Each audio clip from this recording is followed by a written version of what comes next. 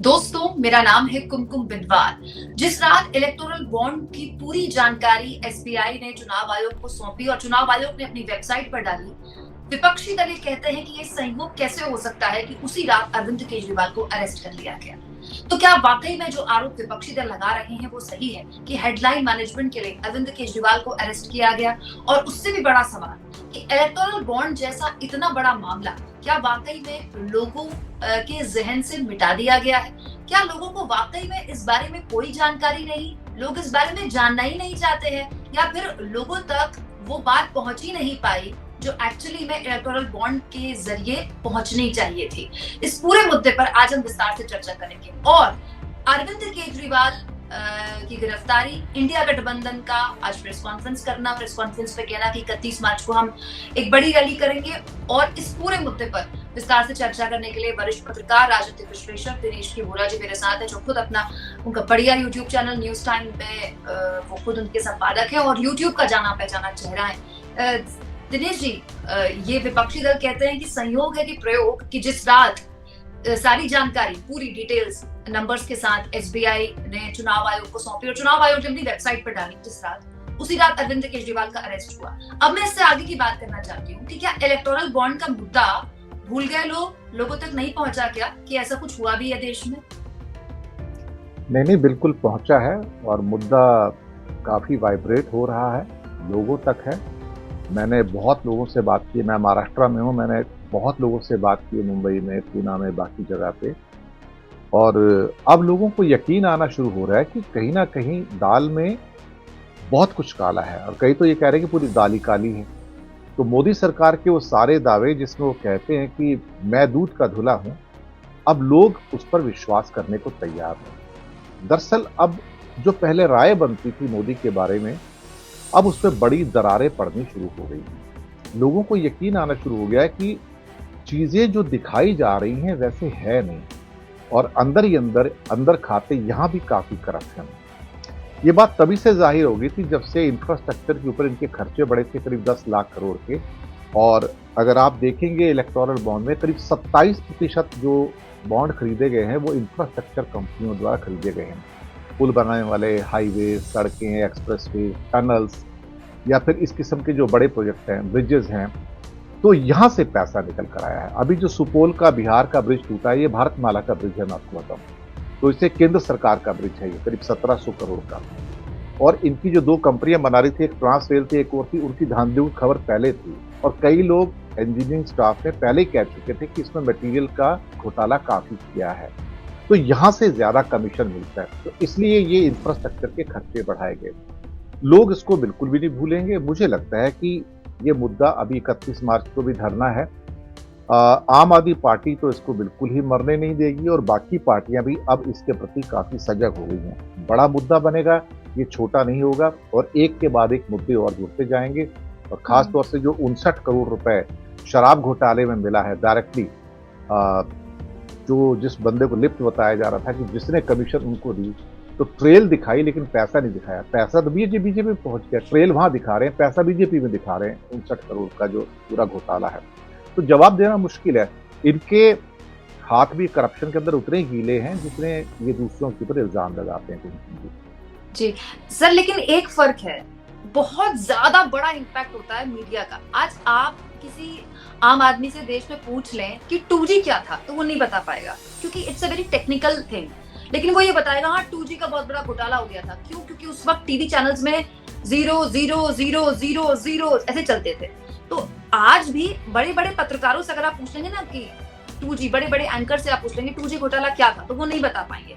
लेकिन हाँ, वो बता देंगे हाँ भी बहुत बड़ा घोटाला था। कोयला घोटाला क्या था, कोई नहीं बता पाएगा। बहुत मतलब अगर आप गांव देहात में चले जाएंगे, वो नहीं बता पाएंगे कोयला घोटाला क्या था, लेकिन वो कहेंगे हाँ भाई कांग्रेस सरकार में कोयला घोटाला हुआ था। क्यों? क्योंकि वो स्क्रीन पे 0 चले थे उसी वक्त। लेकिन वैसा कवरेज इलेक्टोरल बॉन्ड की मेन स्ट्रीम मीडिया में नहीं हुई। एक ब्रेकिंग चली, मामला खत्म हो गया। और अभी भी मेन स्ट्रीम मीडिया की बहुत देखा जाता है बड़े छोटे शहरों में, गांव देहात पे, तो सोशल मीडिया में उसकी कवरेज हुई, बड़े स्तर पर कवरेज हुई। तो ये कैसे पूरा नैरेटिव, अगर विपक्ष ये चाहता है कि ये मुद्दा बने, तो ये कैसे बनेगा जब मीडिया इसमें कहीं कोई रोल ही नहीं प्ले कर रही है? पूरी की पूरी मीडिया ने वाइप आउट कर दिया है मुद्दा। आप शायद टेलीविज़न न्यूज़ मीडिया की बात कर रही हैं, लेकिन आप अखबारों के पन्ने देखें, हिंदी अखबारें हों, मराठी हो या मैं तो नीचे साउथ इंडियन पेपर्स भी आते हैं यहाँ पर या इंग्लिश के हों, पन्ने तो भरे हुए हैं, फ्रंट पेज से लेके पीछे तक सारी डिटेल्स हैं, लिंकेजेस हैं, सब कुछ है। अखबारों के अंदर इतना कॉम्प्रोमाइज़ नहीं किया गया है। आज मेरे ख्याल से जो जितने भी मेन लाइन इंग्लिश पेपर्स हैं, हिंदी पेपर्स हैं, मैं तो मराठी पेपर भी पढ़ता हूँ यहाँ पर, तो मैंने देखा कि सारे के सारे फ्रंट पेज न्यूज़ हैं, जो गाँव-गाँव तक पहुँचते हैं। नवाकाळ है, सकाळ है, बहुत सारे पेपर्स हैं, महाराष्ट्र टाइम्स है, लोकमत है, बहुत सारे पेपर्स हैं मराठी के जो छोटे-छोटे कस्बों के अंदर, गाँव के अंदर लोग पढ़ते हैं। मुझे लगता है कि हम जो परसेप्शन बना रहे हैं कि लोगों तक खबर नहीं पहुँची है, पहुँच गई है। भले ही उसको मेन लाइन मीडिया उसको ऑफ कर दे, टेलीविज़न मीडिया, लेकिन अखबारें प्रमुखता के साथ मुझे लगता है कि फ्रंट पेज से लेके बीच के पेजेस तक ठीक-ठीक कर कहती रही हैं कि कुछ हुआ है, बड़ा हुआ है। अ, मुझे नहीं पता कि ऐसा क्यों हुआ, लेकिन मुझे भी आश्चर्य था कि अखबारें इतना क्यों छाप रही हैं, इतनी डिटेल्स क्यों दे रही हैं, लिंकेजेस दे रही हैं, किस कंपनी से किसको कितना मिला है, किसको कितना मिला है, और लगातार ये कवरेज चल रही है। ये मैं भी देख के हैरान हूँ। वो टेलीविज़न चैनल जो कुछ इंग्लिश के काफ़ी बड़े चैनल्स हैं और उन्हीं के इंग्लिश न्यूज़पेपर्स हैं, उन दोनों में एक बहुत बड़ा कॉन्ट्रास्ट है। मैं तो रोज़ कम से कम 7-8 न्यूज़पेपर पढ़ लेता हूँ, तो मैंने पाया है कि अखबारों के अंदर प्रमुखता से है।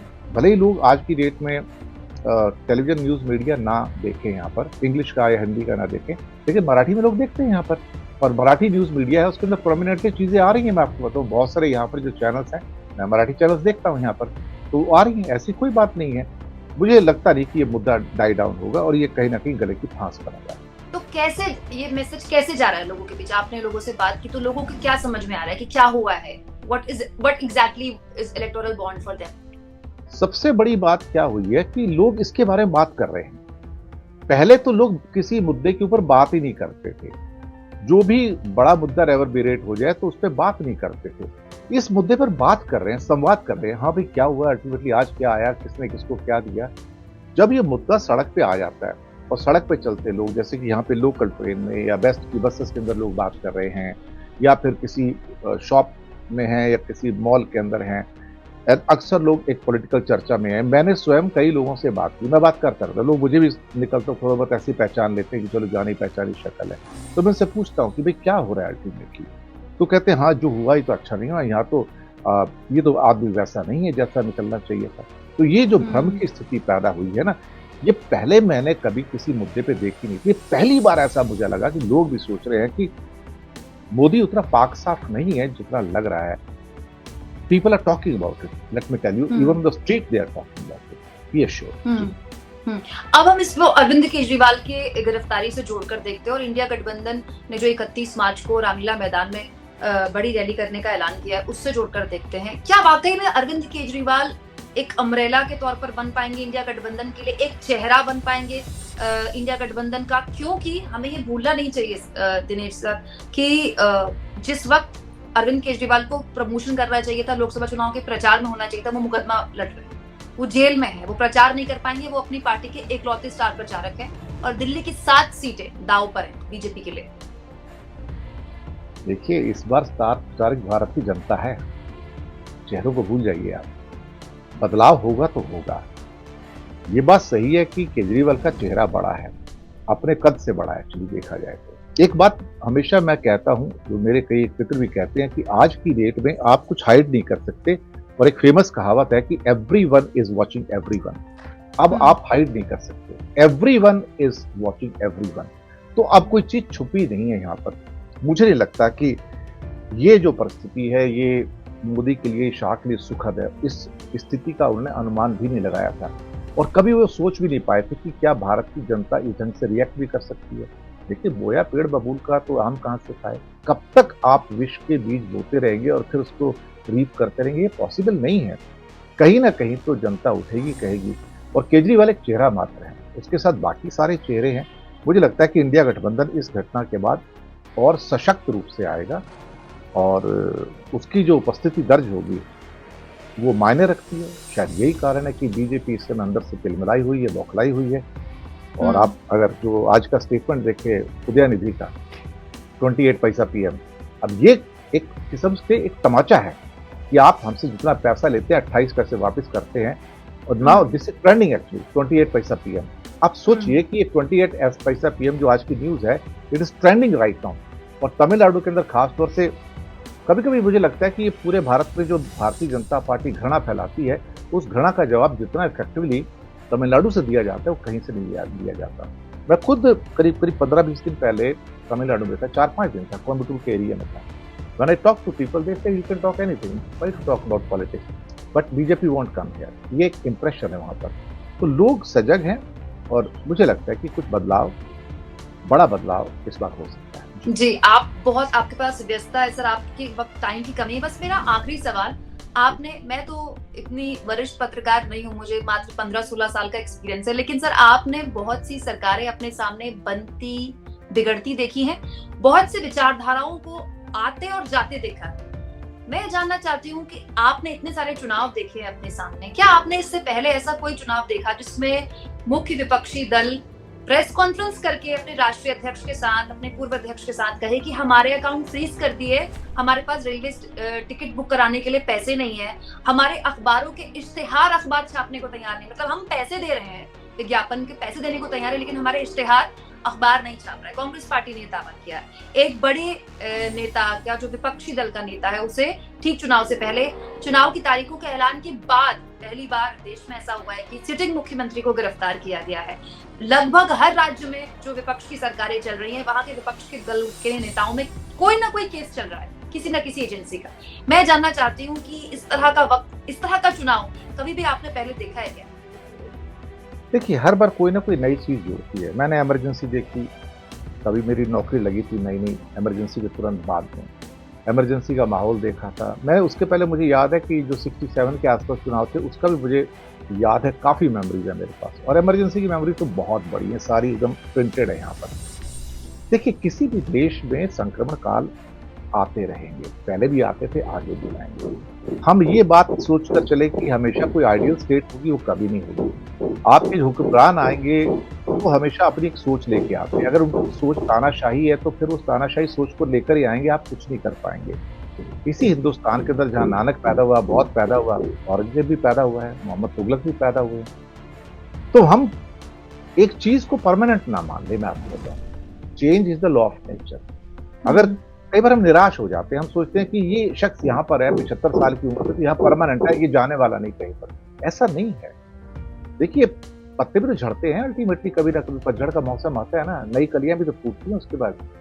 मैं इसको एक ट्रांजिशन पीरियड मानता हूँ। मैं ये मान के चलता हूँ कि भारतीय जनता के लिए भी एक ये नया एक्सपीरियंस है, जहां पर वो पोलराइजेशन के काल के अंदर इसके पिटफॉल्स नहीं देख पा रहे हैं। लेकिन एक वक्त ऐसा आएगा जहां पर लोग अपने आप को मारना शुरू कर देंगे, तब उन्हें यकीन आएगा कि भाई हम कर क्या रहे हैं। तो ये मुझे लगता है कि भारतीय जनता के लिए भी एक लिटमस टेस्ट होगा। समय लगेगा, थोड़ा और भी समय लग सकता है। निराश मत होइए, निराश होने की किसी को जरूरत नहीं है। ये काल आएंगे, ये जाएंगे, राजा आएंगे, राजा जाएंगे, देश था, देश है, देश रहेगा, देश कहीं नहीं जाने वाला। आप नौजवान है, इतना अच्छा काम कर रही हैं, 15-16 साल का एक्सपीरियंस इस एज में कम नहीं होता है।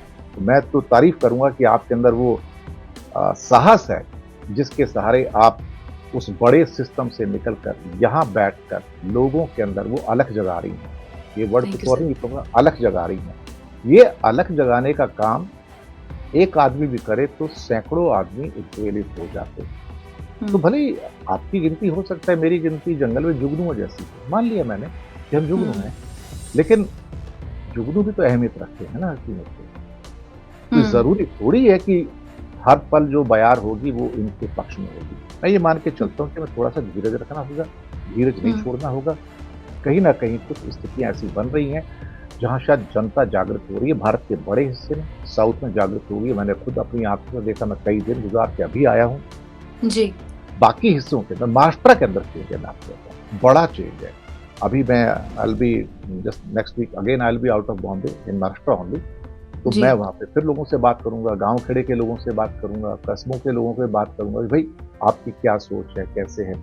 बारामती के इलाके से मैंने जब अभी पीछे बात की कई लोगों से, तो उनकी सिंपैथी तो शरद पवार के साथ है। मेंटर तो वही है ना, अजीत पवार ठीक है, अपनी वाइफ को, सुनेत्रा को अंडर फोर्स, वो चाहते नहीं अंदर से, लेकिन उसको सुप्रिया के अगेंस्ट लाना चाहते हैं। लेकिन लोग वोट किसे देंगे? वोट शरद पवार को देंगे, लोग सुप्रिया सुले को वोट देंगे।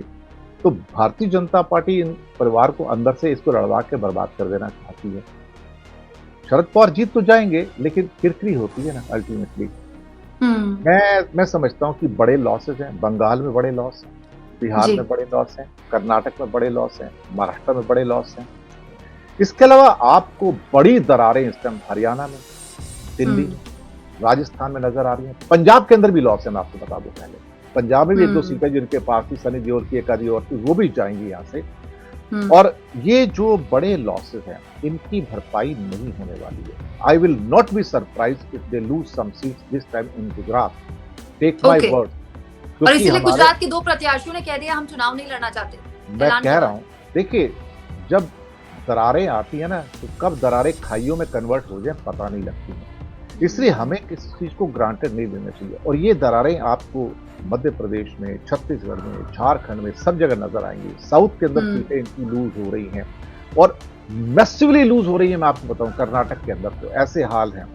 जो इनका समझौता हुआ है बीआरएस के साथ, खास तौर से आंध्रा में, मैंने वहां पे उनके 2 प्रवक्ता थे आंध्रा के, उनसे मैंने बात की तेलंगाना के, कि 9 और 8 के कॉम्बिनेशन में सीटें लड़ी जा रही हैं तेलंगाना में बीआरएस और बीजेपी के द्वारा। 9 और 8 पर दिखाने को 17-17 है, लेकिन जिस 9 सीट पे बीआरएस लड़ रही है, वहां पे 8 बीजेपी के डमी कैंडिडेट हैं। ओके।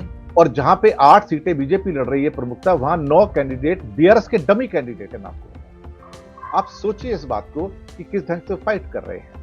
लेकिन वहां पे कांग्रेस स्ट्रांग है। और तो कुल मिलाकर 9 राज्य आपने गिना दिए हैं उंगलियों में, जहां आपको लगता है कि स्थितियां बीजेपी के लिए उतनी अच्छी नहीं जितनी दिखाई जा रही है। तो ऐसा राज्य नहीं मिलता देखने में जहां पे इनके लॉस नहीं है। मैं आपको बताऊं, भले ही वो 5% का लॉस हो, 2% का लॉस हो, 10% का लॉस हो, 12% का लॉस हो, 30% का लॉस हो, लॉसेज हैं इनके। और ये हर जगह से लॉस है। पंजाब में लॉस है, हरियाणा में लॉस है, इवन गुजरात में लॉस है, एमपी में लॉस है, साउथ में, महाराष्ट्र में बड़े लॉस हैं। वही एक स्टेट बताइए जहां को गेन हो रहे हैं। इनके उड़ीसा में भी लॉस है, मैं आपको बता दूं। आंध्रा में लॉस है। आंध्रा में ठीक है, कंधे पे चढ़ के 1 सीट जीत जाएंगे, लेकिन तमिलनाडु के अंदर पहले भी कुछ नहीं था, अभी नहीं होगा। केरल में पहले नहीं था, अभी भी नहीं होगा। तो हर जगह तो लॉसेस हैं इनके। गेन कहाँ होगा? मैं तो वो सीट ढूंढ रहा हूँ जहां का गेन हो सकता है। हो सकता है 1 सीट तमिलनाडु और 1 सीट केरला जीत जाए, सपोज करो 2-2 का गेन हो जाएगा। 1 आंध्रा जीत 3, लेकिन जो बाकी वेस्टर्न महाराष्ट्र और western India, northern India and eastern India में जो लॉसेज हैं, they are huge in magnitude. मैं ये समझ के चलता हूं कि this is first time the testing time for them, and they are virtually staring at some kind of huge debacle. I believe so. Thank you so much Dinesh sir. 10 minute की बात हुई थी, लेकिन फिर भी आपका बड़प्पन कि आपने इतना वक्त दे दिया मुझे। थैंक यू सो मच अपना कीमती वक्त देने के लिए। Thank you.